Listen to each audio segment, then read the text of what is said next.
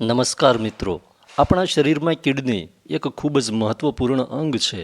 કિડનીનું મુખ્ય કામ લોહીને ફિલ્ટર કરવું, શરીરમાંથી ઝેરી તત્વો બહાર કાઢવા અને પાણી તથા ખનિજ તત્વોનું સંતુલન જાળવવાનું છે. જો કિડની સ્વસ્થ રહે તો શરીર પણ સ્વસ્થ રહે છે. પરંતુ આજકાલ ખોટી જીવનશૈલી, ઓછું પાણી પીવું અને અનિયમિત ખોરાકને કારણે કિડની સંબંધિત સમસ્યાઓ વધી રહી છે.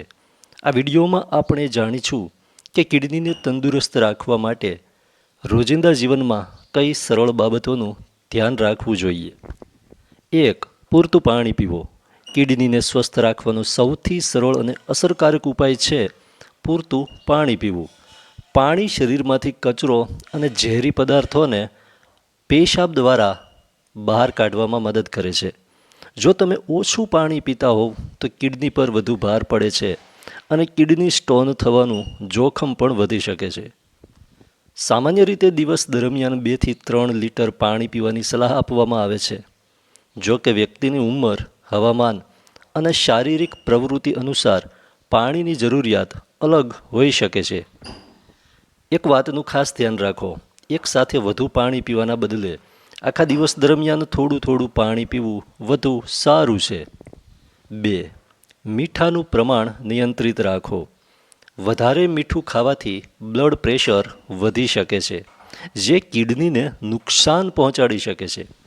પેકેટવાળા નાસ્તા, ચિપ્સ, ફાસ્ટ ફૂડ અને પ્રોસેસ્ડ ફૂડમાં મીઠાનું પ્રમાણ વધારે હોય છે. આવા ખોરાકનું સેવન શક્ય તેટલું ઓછું કરવું. ઘરે બનાવેલો તાજો અને સંતુલિત ખોરાક કિડની માટે વધુ ફાયદાકારક હોય છે. 3. બ્લડ પ્રેશર અને ડાયાબિટીસને નિયંત્રણમાં રાખો. કિડની ખરાબ થવાના મુખ્ય કારણોમાં હાઈ બ્લડ પ્રેશર અને ડાયાબિટીસનો સમાવેશ થાય છે.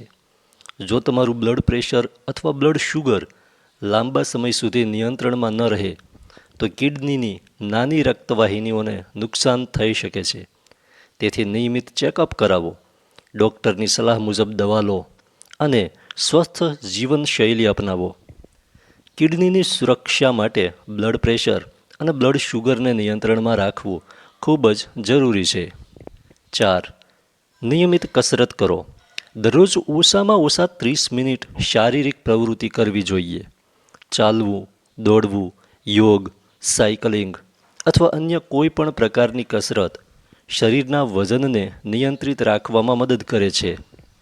નિયમિત કસરત બ્લડ પ્રેશર અને ડાયાબિટીસનું જોખમ પણ ઘટાડે છે, જે સીધી રીતે કિડનીના સ્વાસ્થ્ય માટે ફાયદાકારક છે. યાદ રાખો, સ્વસ્થ શરીર એટલે સ્વસ્થ કિડની. 5. ધૂમ્રપાન અને આલ્કોહોલથી દૂર રહો. ધૂમ્રપાન શરીરમાં રક્ત પ્રવાહને અસર કરે છે અને કિડની સુધી પહોંચતા લોહીની માત્રા ઘટાડી શકે છે.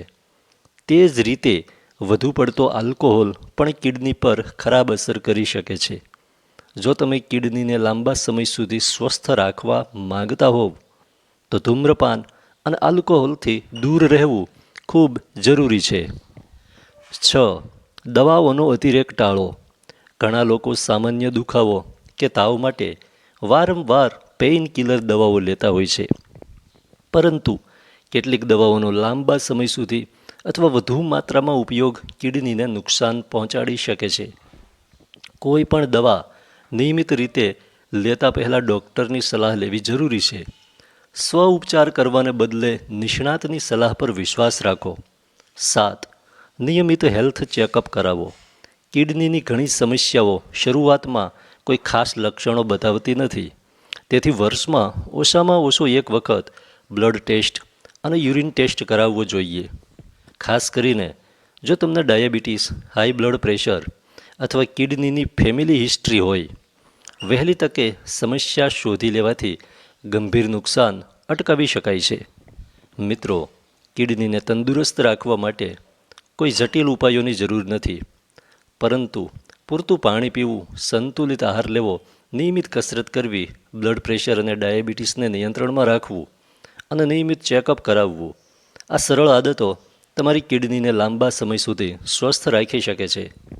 જો તમને આ માહિતી ઉપયોગી લાગી હોય તો વિડીયોને લાઇક કરો, શેર કરો અને આવી જ આરોગ્ય સંબંધિત માહિતી માટે ચેનલને સબસ્ક્રાઈબ કરવાનું ભૂલશો નહીં.